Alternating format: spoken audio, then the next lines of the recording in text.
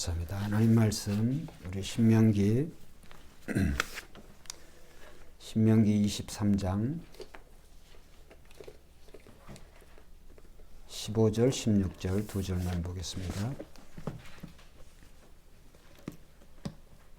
신명기 23장 15절 16절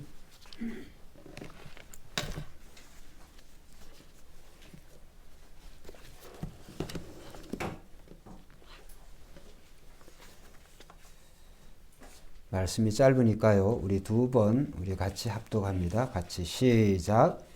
종이 그 주인을 피하여 내게로 도망하거든 너는 주인에게 돌려주지 말고 그가 내 성읍 중에서 원하는 것을 택하는 대로 너와 함께 내 가운데 거주하게 하고 그를 압제하지 말지니라. 다시 한번.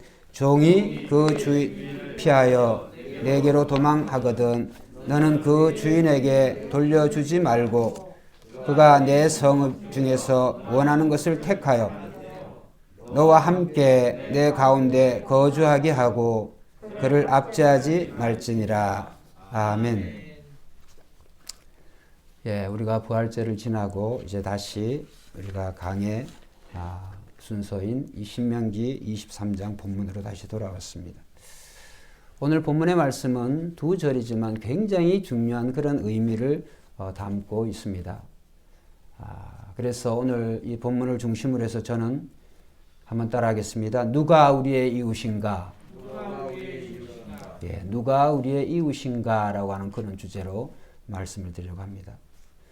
오늘 우리가 이제 두 절밖에 읽지는 않았지만 여러분들이 이제 시간을 내어서라도 이제 15절 이하의 25절까지 그 말씀을 자세히 한번 읽어보시면 거기에는 우리가 하나님 사랑도 되어지지만 하나님 사랑과 똑같이 이웃을 내 몸과 같이 사랑하라라고 하는 그런 말씀이 이제 여러 표현으로 나눠져 있습니다. 그래서 우리가 하나님을 사랑하는 사람들은 우리가 이웃을 사랑해야 되는데 어떻게 사랑해야 되는지 율법은 세세한 그런 규정을 가지고 우리에게 말씀하여 주시는 것입니다. 그래서 우리가 특별히 이 율법의 규정들 하나하나가 비록 우리가 살고 있는 2020년과는 시대가 3500년이나 차이가 나는 그러한 오래된 그런 율법 규정 같지만 여전히 하나님의 말씀은 능력이 있어서 3500년이 지나든 35,000년이 지나든 이 말씀을 읽고 듣는 저희들에게는 하나님이 우리에게 주시는 지혜요. 또 이 세상을 어떻게 살아가야 되는지 하나님께서 하나님의 뜻을 우리에게 보여주시는 것이라 그런 생각이 듭니다. 그렇기 때문에 오늘 우리는 이 율법의 규정들을 통하여서 우리가 어떻게 이웃을 사랑하고 또 그 이웃을 품어야 되는지 말씀을 통하여서 이제 하나하나 살펴보기를 원합니다. 우리나라가 특별히 이제 잘 사는 그런 나라가 되어졌습니다. 이전보다도 훨씬 그런 세계적으로 볼 때 잘 사는 그런 나라가 되어졌는데 여전히 우리 사회 전반에 여러 가지 그런 이슈들이 있습니다. 특별히 이러한 이슈들이 정권이 바뀌어질 때마다 들쑥날쑥하는 일반적이지 못한 또 이렇게 고정적이지 못한 일반화되어지지 못한 그러한 정책을 펼치고 있는데 그 문제가 뭐냐 하면 저는 이 탈북자 문제, 또 외국인 노동자 문제, 그리고 성매매업에 대한 그러한 문제, 그리고 신용불량자에 대한 처리 문제, 그리고 이 교회의 즉 기독교의 사회적인 책임에 대한 그러한 문제, 그 다음에 사유재산의 보호에 대한 그러한 문제, 이런 문제들에 대해서 오늘 이제 제가 그냥 말씀을 드린 게 아니고 본문 이하의 내용이 다루고 있는 그런 부분들이에요.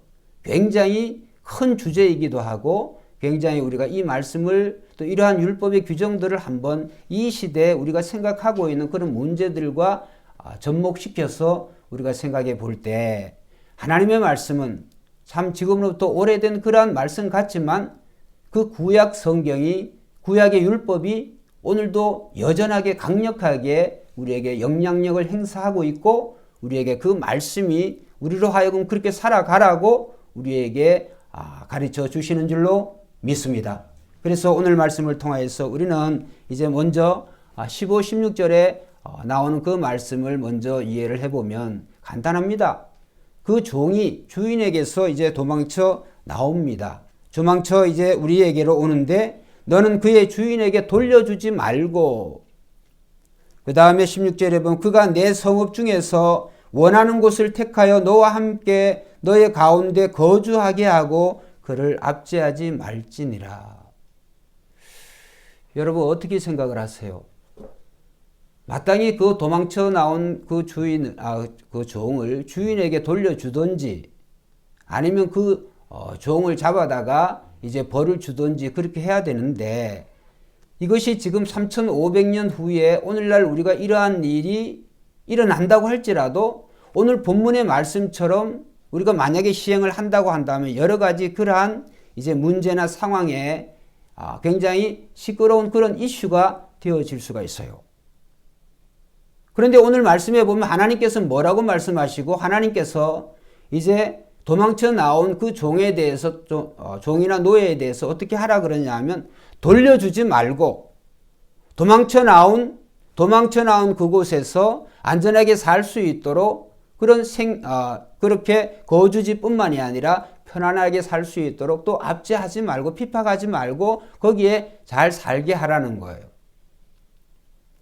우리가 기억을 해야 될 것은 하나님의 말씀은, 율법을 포함해서 하나님의 모든 말씀은 이제 인간이 마땅히 이 민주주의 사회는 더더욱 그렇죠. 공산주의 사회에서도 이 소수의 몇 사람이 그런 국가라고 하는 그러한 제도를 가지고 이제 국가에서 국유화를 시켜버리지만은, 민주주의 사회에서는 이 사유재산에 대해서 허락을 하죠. 사유재산에 대해서. 그 사유재산의 권리에 대해서 상당히 이렇게 보장을 해줍니다. 근데 성경은 뭐라고 말씀하시냐 하면, 성경은 원천적으로 노예를 소유하거나 종을 소유할 수 있는 그런 권리보다는 인간의 근본적인 그 자유와 인권에 대한 그 필요가 더 우선시 된다라고 하는 것을 우리는 꼭 생각을 하고 잊지 말아야 되겠습니다. 인간의 근본적인 필요, 그것이 인간이 사유재산이 되었든 뭐가 되었든 내가 다른 사람을 부리고 조종하고 그 사람을 나의 어떤 그런 재산의 일부로 취급하는 그런 권리보다도 우선이 돼야 된다. 그러면 오늘 우리는 이러한 이슈들이 부딪힐 때마다 우리는 두 가지를 항상 생각을 해야 됩니다.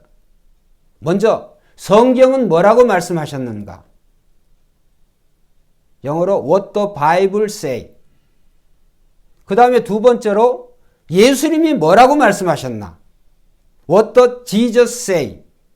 예수님이 뭐라고 말씀하셨나? 그 문제에 대해서 우리는 항상 어떤 이슈가 있을 때마다 성경이 뭐라고 말씀했나? 또 예수님이 뭐라고 말씀했나? 라고 하는 것에서 늘 우리는 검증을 받아야 돼요.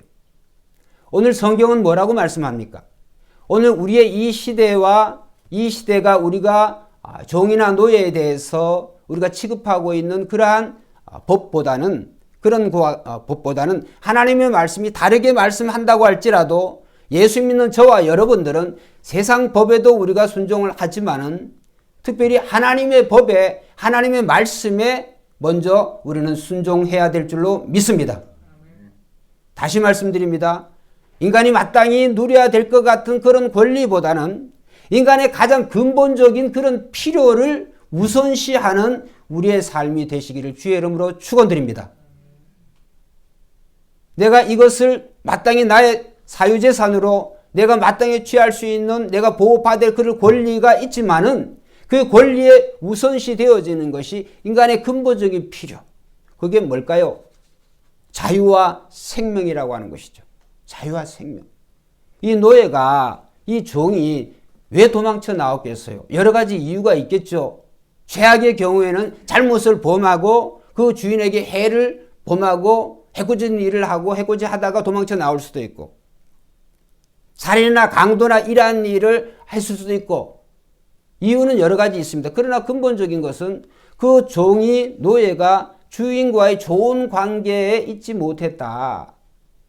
주인이 잘해줬다 그런다면은 이 종이 왜 도망쳐 나왔겠어요?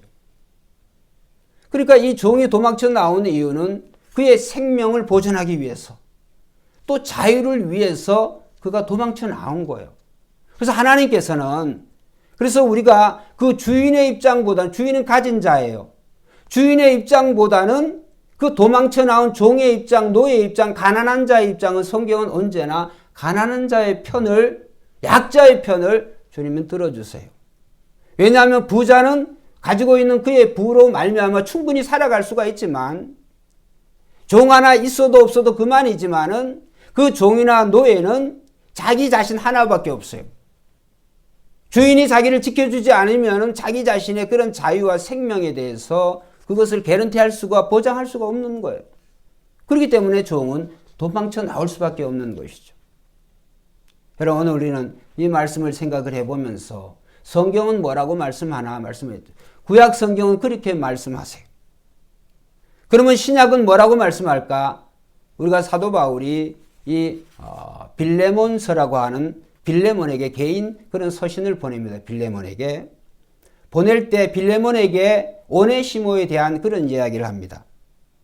빌레몬아, 너에게서 도망쳐 나온 종이자 노예인 이 오네시모를 내가 만났는데 그가 감옥에서 나를 만나고 그가 복음을 받아서 너와 나처럼 예수 믿는 사람이 되어졌다. 근데 그를 내 곁에 두고 싶지만은 주인은 너의 허락이 있어야 되기 때문에 내가 너에게 다시 돌려보낸다.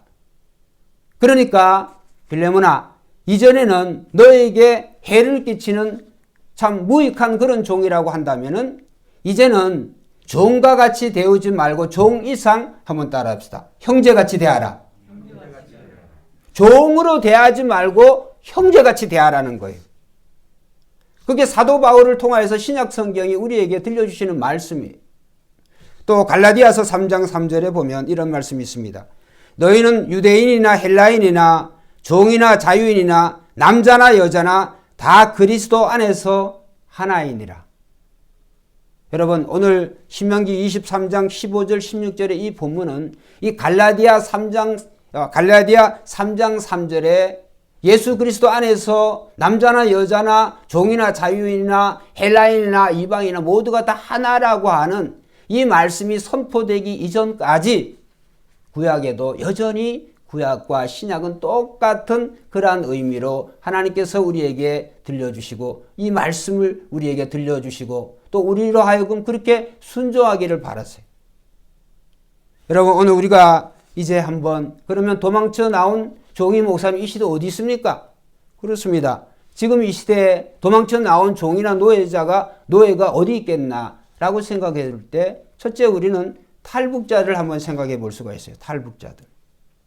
탈북자들을 저는 우리나라에 나온 지가 한 이제 올해로 9년째입니다만은 여러 가지로 이 탈북자들이 정권이 바뀌어질 때마다 미국에 있을 때도 그랬습니다만 정권이 바뀌어질 때마다 이 탈북자에 대한 처리 문제가 일관적이질 않아요.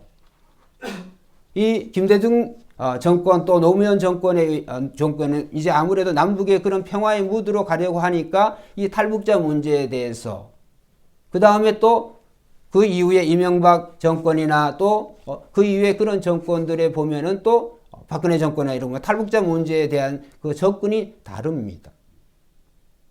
그런데 오늘 우리가 생각을 해봐야 될 것은 탈북자들이 그들을 강제로 소환시킨다든지 또 우리가 김정은의 그런 눈치를 본다든지 또 중국과의 관계, 북한과의 관계 여러 가지 이런 돌려보내지 않으면 외교적인 마찰이 될 수 있는 그런 소지가 많이 있습니다. 그럼에도 불구하고 이러한 외교적인 마찰이나 이런 것들보다 우선시 되어져야 될 것이 하나님께서는 한 인간의 자유와 그 생명에 대해서 귀중히 여기라는 거예요. 할렐루야. 탈북자 몇 사람 돌려줬다고 해가지고 남북이 평화가 되어졌느냐? 절대로 그렇지가 않습니다. 근데 우리는 정권이 바뀌어질 때마다 거기에 눈치를 봅니다. 북한과의 눈치를 보고. 그 역사가 쭉 얘기를 해줘요. 그렇기 때문에 특별히 이 탈북자 문제만 우리가 생각한다고 할지라도 그들이 정말 여러 가지 루트를 통해서 물론 다른 나라에도 많이 갑니다만 우리나라에 왔다. 그럼 우리는 잘났든지 못났든지 그들이 어떤 동기와 목적을 가지고 이 나라에 왔는지 그것보다는 그들이 살아갈 수 있는 최소의 그러한 자유와 그러한 환경을 만들어줘야 되는 거예요. 그걸 하나님이 그것을 원하시는 거예요. 물론 그들을 받아들임에 따라서 여러 가지로 아까 말씀드린 대로 정치적인 그러한 또 여러 가지 그 이념적인 또 여러 가지 살아가는 데 있어서 사회가 다르니까 공산주의와 민주주의 사회가 다르니까 탈북자들이 이 사회에 적응하기까지 여러 가지 문제들이 많이 있습니다. 그럼에도 불구하고 그들이 왜 도망쳐 나왔느냐? 자유 아니겠어요? 자유.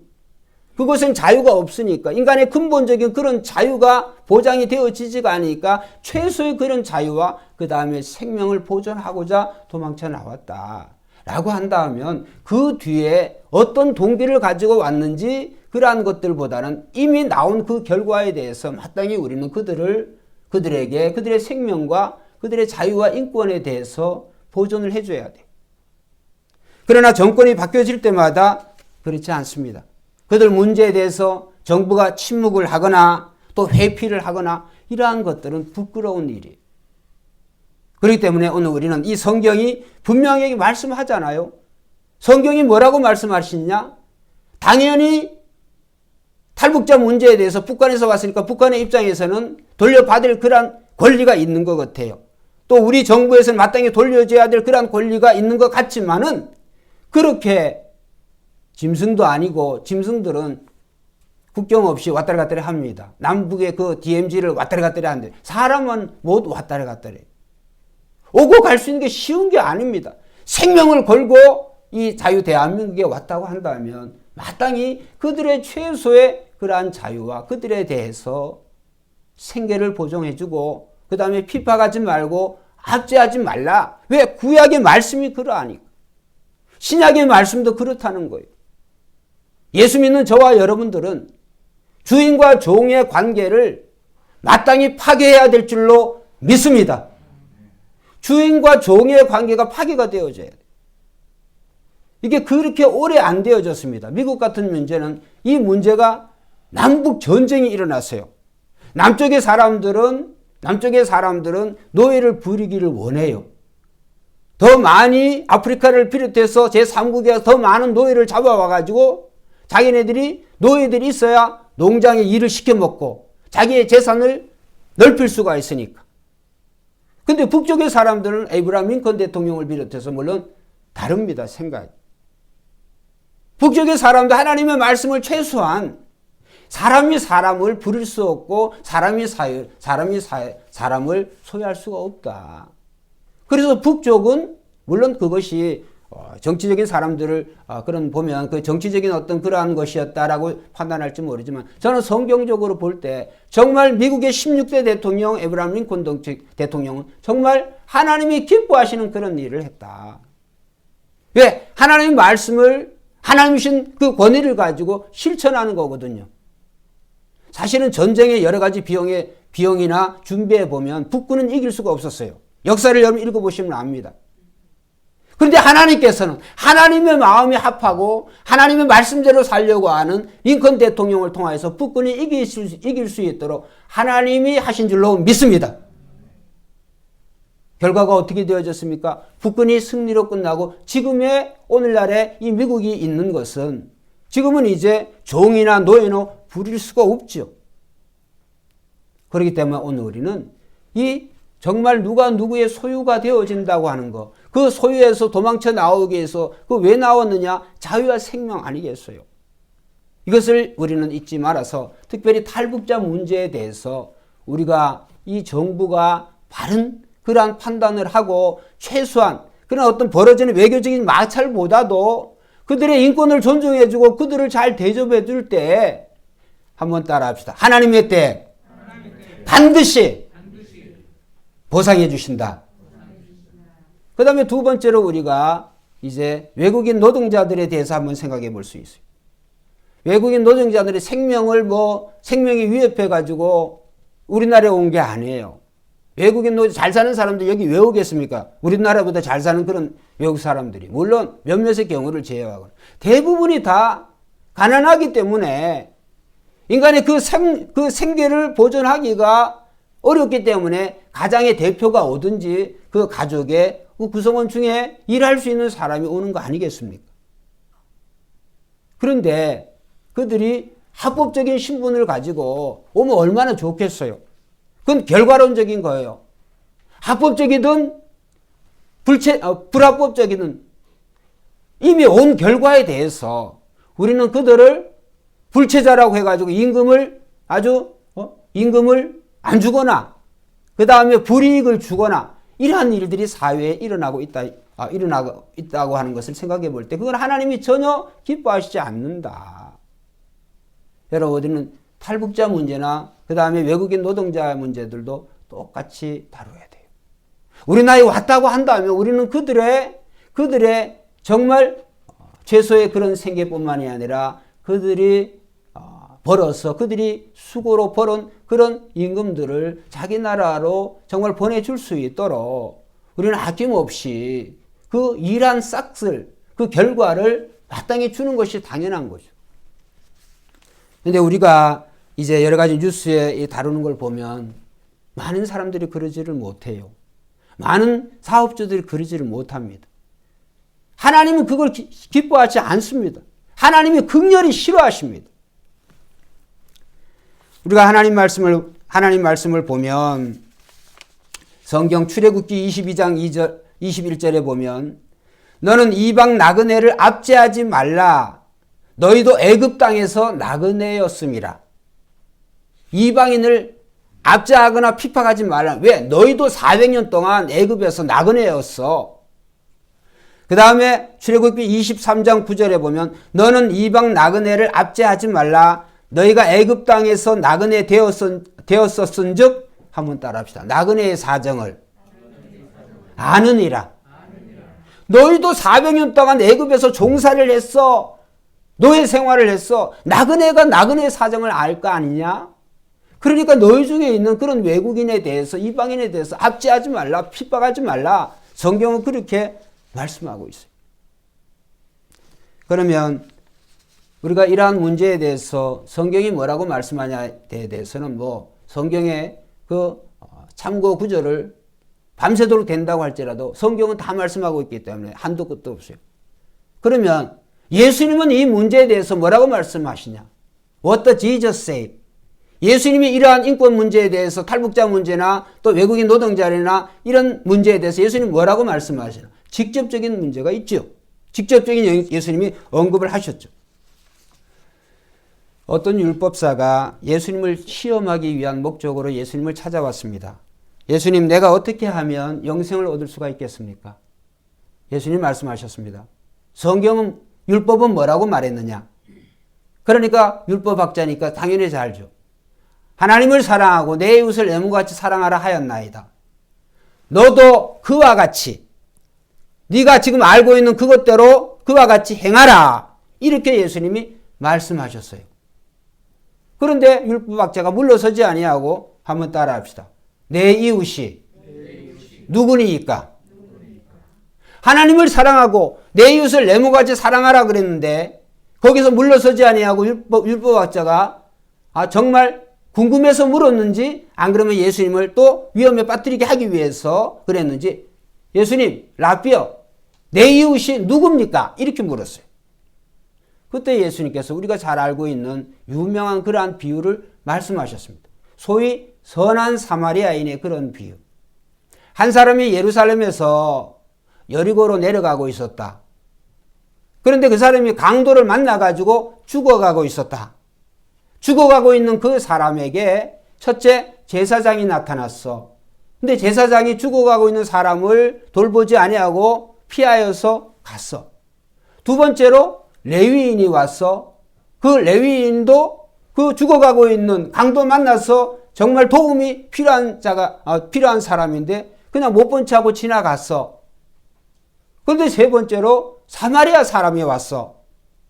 그 사마리아 사람이 강도 맞는 사람을 앞에 두 사람처럼 똑같이 하지 아니하고 피하여 가지 아니하고 짐승에서 내려서 그 다음에 그 사람을 자기 짐승에 태워서 여관에 데리고 가서 그의 치료를 부탁했고, 그 다음에 여관 주인에게 비용이 더 들면 내가 지금 여행 중에 있으니까 다시 내가 돌아와서 그때 비용을 다 계산해 주겠습니다. 그래서 강도 만난 자를 잘 치료해주고 그의 생명을 위해서 그 사마리아의 사람은 이제 그런 사랑의 행동을 하는 거예요. 그래서 예수님께서는 이 비유를 들려주시면서 율법학자에게 묻습니다. 네가 생각할 때 누가 강도 만난 자의 이웃이겠느냐? 이렇게 묻니다. 네가 생각할 때 이 세 사람 중에 누가 강도 만난 자의 이웃이겠느냐? 율법학자가 일순 뜨끔했을 겁니다. 예수님의 말씀은 피할 수 있는 여지가 없어요. 막다른 골목에 예수님의 말씀은. 율법학자가 제사장이라고 말하겠어요? 레위인이라고 말하겠어요? 그들은 여러 가지 피해서 피해서 간 이유들을 댈 수가 있습니다. 왜냐하면 지금 그들에게 있어서 그 부정한 것이 시체가 되어져 가는 피를 보는 그것을 만지거나 도와주는 거 부정하게 율법이 부정하다고 생각하고 있기 때문에 그들은 피하여 갔다라고 말해도 어떻게 합법화가 되어질 수가 있어요. 합리화가 될 수가 있어요. 그런데 중요한 것은 강도 만난 자의 입장에서 강도 만난 자의 이웃이 세 사람 중에 누구겠느냐 이렇게 물으실 때 율법학자가 뭐라고 하냐면 한번 따라합시다. 자비를 베푼 자니이다. 자비를 베푼 자니이다. 대답할 수밖에 없어요.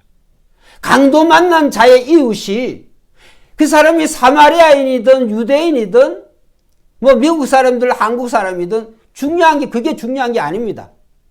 강도 만난 사람의 진정한 이웃은 자기의 생명을 꺼져가는 자기의 생명을 도와준 사람이 진정한 이웃이에요. 할렐루야. 그래서 오늘 우리는 이 말씀이 예수님의 말씀을 통해서 한번 생각을 해봐야 되는 거예요. 탈북자는 외국인 노동자들은 어떻게 보면 강도 만난 자와 같다고 할 수가 있어요. 그들을 도와주는 자가 그들을 회피하고 외면하는 사람이 아니라 그런 개인과 나라가 아니라 일단 강도를 만나서 죽어가잖아요. 도움이 필요하잖아요.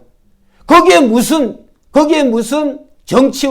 정치적인 그런 쟁점이 될 수가 있고 거기에 무슨 남북관계 들먹일 수가 있고 거기에 무슨 다른 문제가 이슈화가 되어질 수가 없어요.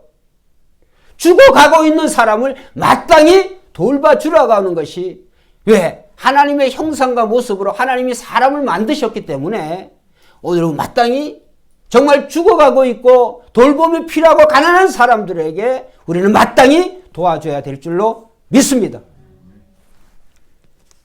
전도서 11장 1절 말씀에 보면 제가 이 말씀을 볼 때 늘 송장님 죄송한 말씀이지만 늘 송장님이 기억이 나는데 송장님이 이 말씀을 좋아해요.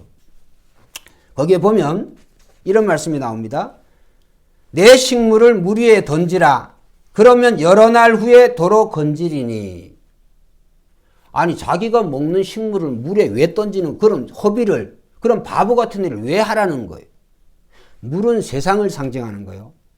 우리가 먹고 있는 내가 가지고 있는 나의 물건을 나의 소유를 물 위에 던지라는 거예요. 세상에 던지라고 하는 두 가지 뜻이 있습니다.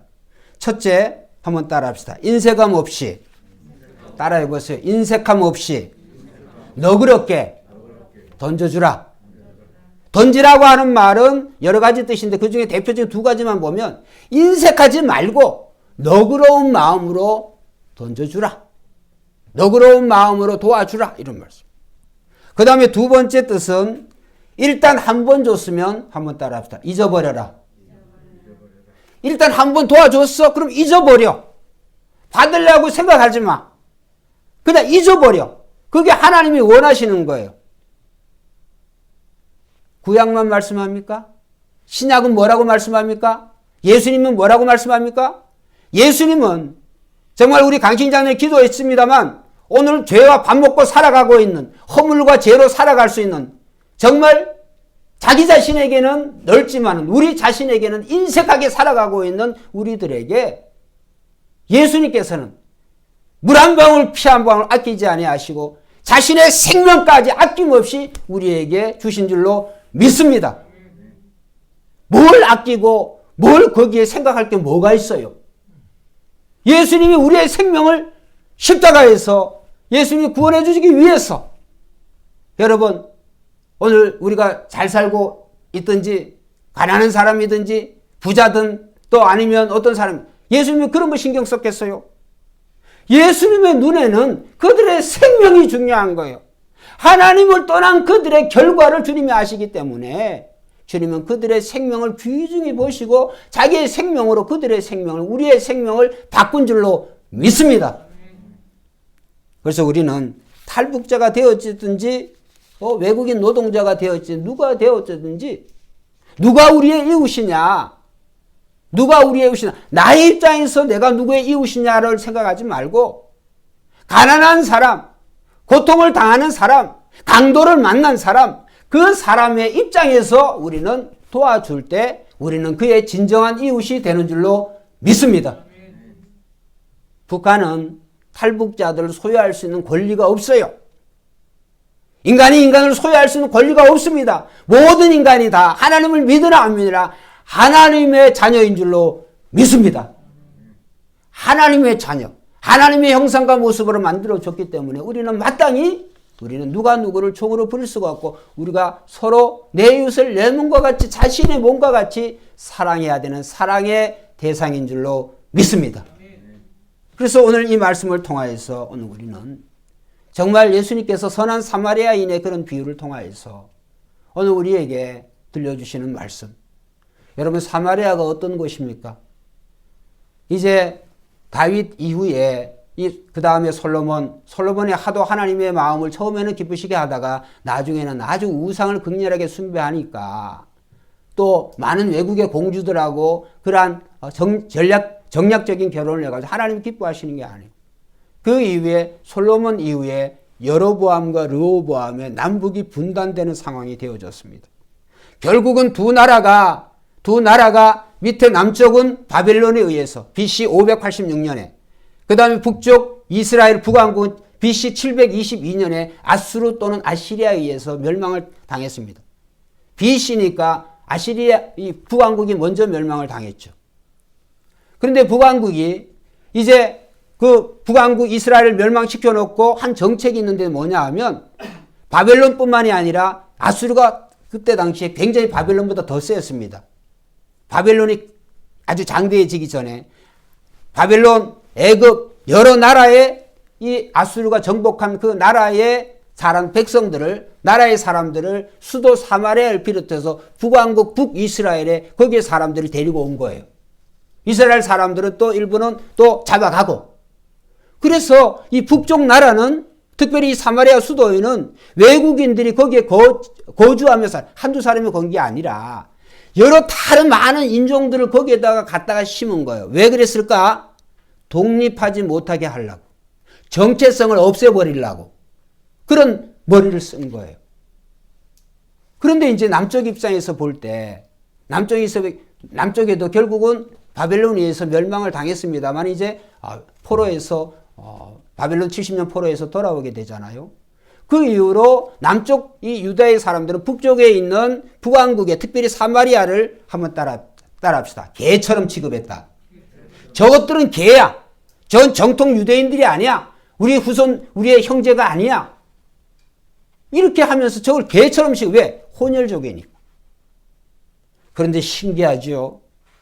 북쪽 갈릴리에서 예수님께서 사역을 하시다가 남쪽 유다로 오시기 위해서 중간을 통과해야 되는데 한번 따라서 사마리아를 통과해야 하겠는지라. 예수님은 북쪽 갈릴리에서 남쪽 유대의 땅으로 오기 위해서 이 북왕국 이스라엘의 그 대표적인 수도 사마리아를 통과하려고 해요. 예수님은 아주 의도적으로 통과하려고 하셨어요. 제자들이 예수님을 따르는 무리들이 말렸습니다. 예수님, 우리는 그렇게 안 갑니다. 그 더러운 개처럼 취급하는 사마리아를 왜 갑니까? 예수님 유대로 가려고 그러면 돌아다니는 길이 있으니까. 돌아다니는 길로 이렇게 우회하기를 원하는데 예수님께서는 아니다. 예수님께서 사마리아로 직접 가셔서 거기에 수가라고 하는 우물가에 예수님이 텁석 앉으셔서 한 사람을 기다렸어요. 한 사람을 기다렸는데 예수님 먼저 거기 앉아 계셨던 거죠. 그때 사마리아의 수가성에 한 여인이, 우리가 다 알고 있는 대로 한 여인이 그 정말 찌는 듯한 그 더위에 정오에 물들어 나왔어요. 예수님은 사마리아 여인이라고 개처럼 유대인들이 취급하고 있지만은 예수님은 그녀에게 그렇게 대하지 않았습니다.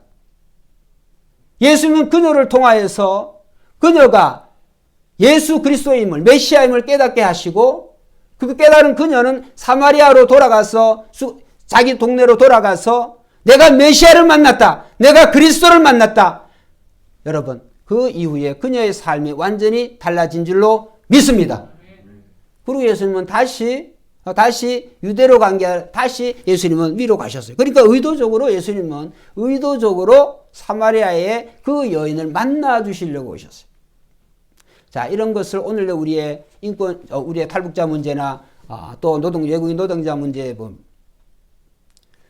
일전에 제가 말씀드렸죠. 그 몇 년도인지는 이제 세월이 오래되니까 기억도 가물가물거리는데, 미국의 그 로드니 킹 사건이라고 트럭 운전사가 그 경찰관한테 막 무차별 폭행 당하고 이래가지고, 그때 로드니 킹 사건으로 이제 미국 이 로스앤젤레스 대규모 그런 데모가 일어났습니다. 그래서 특별히 흑인들이 그 흑인들촌에서 중심이 되어져서 한국 사람들 그 가게뿐만이 아니라 작은 그 가게들, 큰 가게들 있어요. 거기를 막 불지르고 방화를 막 했습니다. 근데 그때 제가 그 한국 사람들이 어떻게 장사했는지를 제가 좀 알아요. 왜? 그때 제가 그런 보험업을 했기 때문에 가게를 방문해서 또 이렇게 친하게 지나고 또 이렇게 그분이 제가 있는데 손님들이 이제 마켓에 물건을 사러 오니까, 일전에 말씀드렸죠? 흑인들 마을에서 동네에서 장사하면서 예를 들어서 만원을 내면 만원을 주잖아요. 만원을 주면 손을 이렇게 안 받습니다. 만원을 주면 거기 놓으라 그래요. 책상에 놓으라 그래요. 놓고 볼펜 가지고 이렇게 합니다. 그 다음에 돈통 열어서 제 최악의 경우를 본 거죠. 돈통 열어서 내가 그 돈을 집는 것도 못 봤어요. 돈통 열어서 누르면 돈통이 열리니까 그거를 칩니다. 이 무릎으로 치면 들어가요. 그 다음에 돈을 내어줄 때 동전해가지고 거기에 이렇게 줬습니다. 손 만지기 싫어가지고. 제가 봤을 때도 진짜 분노가 일어나고 뚜껑이 열리는 그런 일인데, 그 사람들은 그런 일을 그 사람한테만 당한 게 아니에요. 특별히 그 흑인촌의 흑인 마을에서 장사를 하면서 그런 식으로 자기의 손님이 왕이기는커녕 아주 그렇게 한국이 장사하는 사람들이 흑인들에 대해서 굉장히 그 인종차별을 했어요. 어떻게 되셨습니까? 1000개가 넘는 한국 상점만 골라가지고 전부 다 불태워버렸어요. 여러분, 오늘 우리가 사랑을 베풀면 하나님은 반드시 지켜주시는 줄로 믿습니다. 일전에 말씀드렸죠. 윤한성이라고 실명을 제가 거주하잖아요. 로꼬 디스카운트. 로꼬라고 하는 미쳤다는 말이에요. 로꼬 디스카운트 1000원짜리 천냥하우스 1000원짜리 가게, 그 가게를 하는 윤한성이라고 하는 제 2년 선배인데, 그 양반은 흑인들이 오든 멕시칸에 누가 오든 늘 사랑으로 대해. 아이들이 오면 사탕이라도 하나 주고, 명절이 되어지고 절기가 되어지면은 막 라디오도 경품으로 걸고 텔레비도 경품으로 걸고, 1000원짜리 팔아가지고, 형님 1000원짜리 팔아가지고 형님은 왜 이렇게 바보짓을 하셔? 이렇게 말할 정도로, 농담입니다만. 그 다음에 가족이 오면, 지금은 휴대폰이 흔해지만은 그때는 사진이 드물었어요. 휴대폰도 없는데, 그래서 폴라로이드 사진 찍어가지고 그 가족에게 줘요. 그걸 보면서 참 형님 멋있다. 내가 이렇게 생각을 했거든요. 그런데 그 LA 폭동 사태가 터졌어요. 그래서 제가 윤한성 그 선배가 생각이 나가지고, 저도 그 근처에 사니까, 그래서 정말 그 가게를 좀 도움을 주려고 어떻게 총은 없지만 도와주려고 갔더니, 아이고 진짜 아주 놀랐어요. 그 가게를 뺑 둘러가면서 그 지역의 사람들이 의자에 총 가지고 의자를 뺑 둘러 가게를 딱 지켜주는 거예요. 할렐루야. 아멘을 좀 크게 해봐. 싫어하니까. 할렐루야. 평소에 그렇게 사랑을 베푸니까요. 그 다음에 이제 그 가게를 이제 이제 마감하고 너 갈라 그러니까 아유 수고했으니까 근데 한 번만 더 수고해주라고. 형님 왜 그랬더니 돈 계산하는데 조금 네 도움이 필요해. 뭐 그게 어렵겠냐고. 나 살다가 돈을 그렇게 더블백에 넣는 건, 아니 비닐봉지에 그렇게 넣는 건 처음 봤어요. 얼마나 가게 1000개 이상이 불탔잖아요. 흑인들이 어디 살 데가 없어. 이제 물건을 흑인들이고 멕시칸이고 거기는 이제 흑인과 멕시칸 그 중간 1인 지역에 사는데 얼마나 돈을 많이 벌었든지 검은 비닐봉지에 돈을 세지도 않아. 그래가지고 발로 밟아야 들어가는. 그런데 그거 보고 나버리 내가 실라 그러니까 야 그걸 언제 쉬겠어. 빨리빨리 가자. 은행에 가기도 바쁘니까. 검은 봉지 그거를 제가 몇 개 싣고 그 밴에다 싣고 우리 승합차에 싣고 거기에 은행에 갖다 줬어요. 할렐루야. 조금 불린 거 같죠? 불리지 않은 거. 실화에 실화. 평소에 사랑을 베푸니까 그런 어떤 어려움이 왔을 때 떼돈 버는 집이 따로 있더라고 이게. 근데 평소에 인색하고 사랑을 베풀지 못하는 사람은 어떻게 되세요? 불타. 여러분 오늘 이 말씀을 통하여서 오늘 우리가 성경은 말씀하고 있습니다. 너희가 선을 행할 때 한번 따라 합시다. 낙심하지 말지니 피곤하지 아니하면 때가 이르면 거두리라. 여러분 우리가 정말 우리가 이웃을 위해서 탈북자가 되어줬든지 외국인 노동자 누가 되어줬든지 도움이 필요한 자들에게 우리가 오른손이 하는 일을 왼손이 모르게 도와주면 하나님은 반드시 우리가 살아가고 있는 이 세상에서 100배, 1000배, 10,000배 하나님은 우리에게 우리의 삶으로 우리의 행복한 삶, 풍성한 삶으로 하나님이 보답해 주시는 줄로 믿습니다. 여러분 우리는 이 말씀의 신명기 23장 2절의 귀한 2절밖에 안 되는 그런 말씀이지만은 이 말씀을 통해서 하나님이 우리에게 주시는 그러한 강력한 메시지가 있어요. 현재 우리는 정말 이웃의 그 아픔에 대해서, 가난한 이웃의 아픔에 대해서, 가난한 이웃들의 배고픔에 대해서 우리는 절대로 외면하면 안 됩니다. 이미 벌어진 일에 대해서 너 여기 왜 왔어? 너 신분이 뭐야? 불체자야? 그러면 불체자야? 너는 안 돼. 추방하고. 여러분 그거는 안 되는 거예요. 결과를 가지고 그들을 나무라서는 안 되고 그들 어디를 갈 거예요? 북한을 가겠습니까? 어디를 가겠습니까? 지난 3월 18일 날 JTBC 뉴스에 제가 이제 설교를 준비하면서 연관이 되어지는 것이 없나 싶어서 제가 한번 찾아봤습니다. JTBC 뉴스에서 이게 나왔습니다. 외국인 노동자들이 지금 우리는 마스크, 저도 마스크 있습니다. 이 마스크가 우리는 건강보험에 등록이 되어 있다고 한다면 대부분 다 구입할 수가 있죠. 근데 많은 외국인 노동자들이 탈북자뿐만이 아니라 합법적인 신분을 가진 사람들은 여러분 약국 못 갑니다. 약국 가서 그걸 살 수가 있겠습니까? 우리가 쓰고 있는 좋은 마스크를 살 수가 있겠습니까? 못 사요. 건강보험에 등록이 되어져야 돼. 합법적인 신분이 되어져야 돼. 그런데 JTBC에서 조사를 해보니까 이 불체자들이, 외국인 노동자들이 이 마스크는 못 사는 건 둘째 치고 대부분이 다 한번 따라 합시다. 집단으로 생활하고 있다. 문제는 이들이 집단으로 생활하고 있다는 거예요. 그럼 어떻게 되겠습니까? 이 코로나19에 그대로 노출되어 있는 거잖아요. 우리는 그들과 상관이 없다고 손가락질하고 너희 나라로 가 이렇게 한다고 했지만 그들은 여기에 사는 동안에 집단으로 그게 발생이 되죠. 결국은 우리의 문제가 되어지는 거예요. 오늘 사람들은 참 악합니다. 겉만 바라보고 흑인들 바라보고 검었다고 해가지고 속까지 검은 줄 알아요. 마음까지 검은 줄 알아요. 검은 거하고 죄와하고 검은 거하고 죄하고 검은 거하고 범죄하고는 전혀 상관이 없어요.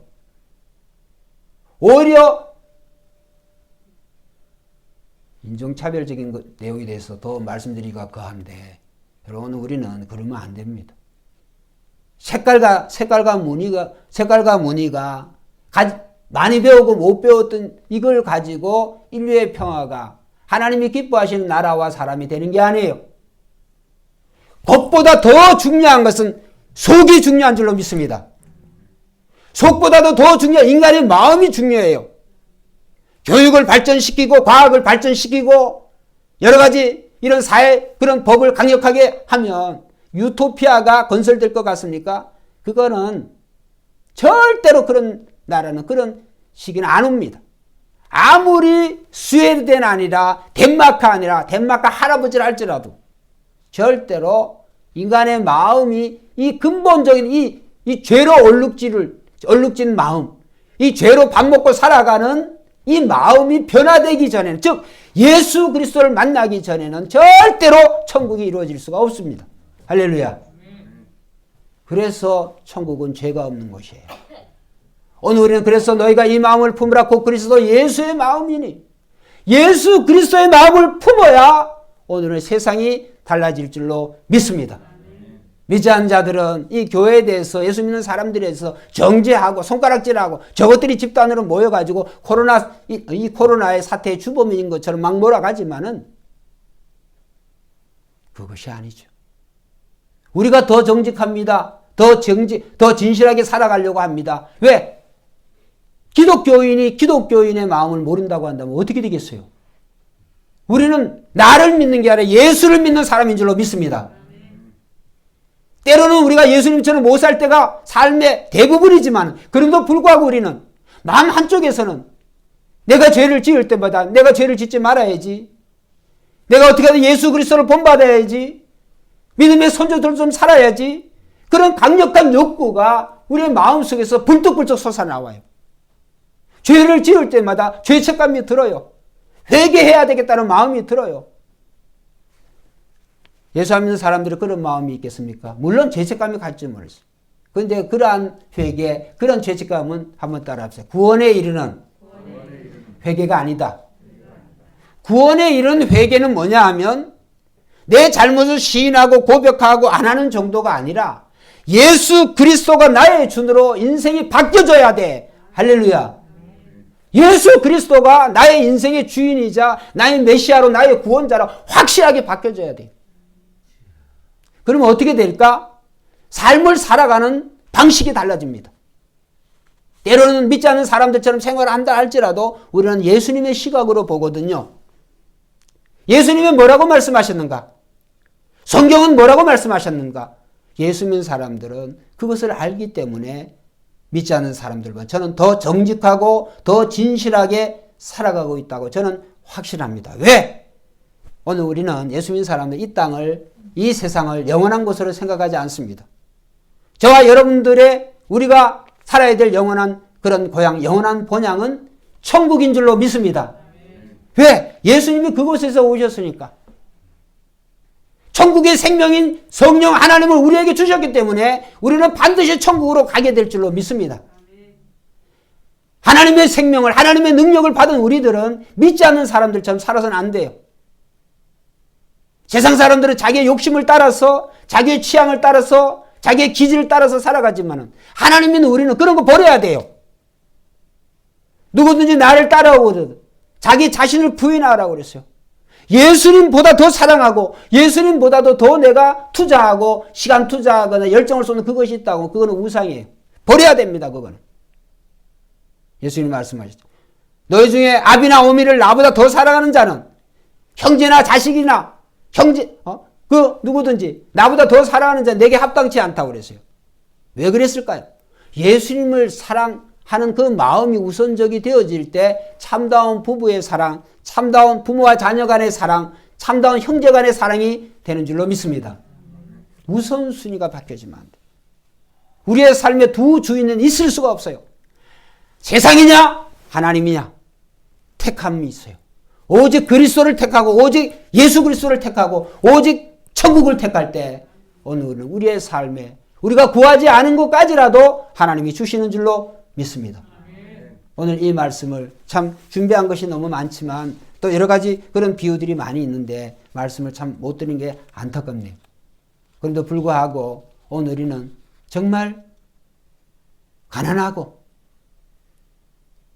헐벗고 굶주리고 도움이 필요한 자들에게는 우리가 인색하지 말고 오늘 우리는 반드시 사랑으로 도와줘야 될 줄로 믿습니다. 그래서 거기에 무슨 뭐가 나오고 거기에 무슨 뭐가 나오고 이런 어떤 것들이 필요 없어요. 일단 결과론을 가지고 도움이 필요한 자들에게는 교회는 기독교는 마땅히 도와줘야 되는 거예요. 정권이 아무리 바뀌어진다고 해서 그것이 정부의 시책이 오락가락한다고 한다면 어떻게 돼요? 저는 이런 생각이 납니다. 우리나라에 온 탈북자들이나 외국인 노동자들은 하나님이 우리나라에 보내준 친선 대사들이다 이렇게 생각합니다. 무슨 말이냐고요? 우리가 탈북자들을 잘 돌봐주고 외국인 노동자들을 잘 돌봐준다고 한다면 그들이 어디서 왔어요? 북한에서 왔어요. 우리가 북한을 잘 알아요? 그들이 잘 알까요? 그들이 잘합니다. 외국인 노동자들 우리가 도와준다? 우리가 그 나라들을 잘 알겠습니까? 그 사람들은 자기 나라를 더 잘 알아요. 그들이 사랑을 받으면 언젠가는 누가 나의 이웃인 줄 알아요. 그러면 자기 나라에서 그 나라의 자기 백성들이 어떻게 자기들을 도왔는지 이 사람들이 가서 다 간증을 하는 거예요. 할렐루야. 우리 생각에는 빨리 왔으면 좋겠다. 해준 게 없는데 뭐가 빨리 와요. 그래서 그들을 잘해주면 잘해줄수록 오늘 우리나라는 더 올라가는 줄로 믿습니다. 저는 이번 정부에서 정말 잘하는 게 있다고 한다면 정말 이 코로나19를 통해서 우리나라를 그동안에 지원해주고 한국 전쟁이 일어났을 때 우리나라를 도와준 그런 나라들에 우선시해서 이 코로나에 여러 검사 키트를 주고 마스크를 주고 이런 건 저는 굉장히 진짜 박수 치면서 잘한 일이라고 생각이 들어요. 여러분 어떻게 되어졌습니까? 세계가 물론 제가 문재인 대통령 또 민주당 선전하는 것도 아니지만은 세계가 다 코로나19 일어나다 다 문 닫았을 때 우리는 문 안 닫았습니다. 저도 깜짝 놀랐습니다. 왜 저런 식으로 하지? 결과는 뭡니까? 문 열어놔가지고 우리나라가 미국이나 다른 나라들보다 이 코로나19의 확진자들이나 그런 게 많이 일어났습니까? 당신자들이 기도하셨지만 한번 따라합시다. 하나님이 지켜주신 줄로 믿습니다. 다 열었지만은 오히려 확진자들이 병 걸린 사람들이 더 적어지고 그 10명대 미만으로 지금 유지하고 있다. 다른 나라들은 닫은 나라는 더 난리야. 닫았다고 해서 끝나는 게 아니라 한번 따라해봐. 사랑이 모든 것을 치료합니다. 사랑이 치료하는 거예요. 자르고 미워하고 분노하고 정죄하는 것이 해결되어지는 게 아니라 사랑이 근본 해결책. 사랑하면 너희가 서로 사랑하면 우리가 주님의 제자인 줄 안다고 그랬어요. 사랑하는 것은 자신을 향하는 게 결국은 물론 자기 자신을 향하는 거지만 사랑은 밖으로 하는 거예요. 사랑의 방향은 밖으로 나갑니다. 그러나 밖을 향할 때 우리 주변은 아름다운 세상과 아름다운 이웃이 되어져야 도둑놈이 없어지는 거예요. 일전에 제가 그 말씀 드렸죠. 미국에 제가 과거 저희 내외가 사는데 참 처음에 너무 가난해가지고 아파트 변변한 아파트 구할 수가 없더라고요. 그래서 그 돈 가지고 구한 아파트라고 하네. 진짜 못 사는 동네 거기에서 그래도 깨끗한 아파트 들어갔었어요. 왜? 돈이 없으니까. 돈 없는데도 그 가운데서 그래도 신축 좀 깨끗한 그런 아파트를 찾아가지고 들어갔는데 자고 일어나니까 바퀴 4짝을 다 빼갔어. 차요. 그래서 제가 알았어요. 이 환경이 참 중요한 거구나. 그 이후부터는 아파트는 정말 잘 사는 동네, 부유한 동네 다 찌그러져가는 그런 아파트 거기가 안전이 보장되는 거더라고요. 그렇게 살라고 하는 말이 아니라 적용을 해보라는 거예요. 적용을. 오늘 자기 집만, 우리 집만 잘 먹고 잘 살면 뭐 할 거예요? 우리 집만 그는 세큐리티로 막 철통같이 경비하면 뭐 할 거예요? 바깥이 다 도둑놈들인데. 오늘 우리의 이 정부가, 오늘 우리나라가 그런 식으로 하면 안 됩니다. 우리가 서로 사랑을 하고 사랑을 베풀어 줄 때 주변에 죽어가는 생명이 살아나게 될 때 우리는 자연히 국격이 올라가고 하나님의 자녀들이 하나님의 자녀됨이 더욱더 드러나게 될 줄로 믿습니다. 그래서 우리는 사랑을 베풀어주고 용서하고, 그렇죠? 용서하고 사랑하고 서로 사랑으로 하나가 되어질 때 하나님이 가장 기뻐하시는 개인과 나라가 또 모든 인류가 될 줄로 믿습니다. 기도드리겠습니다. 오늘 시간 좀 갖습니다.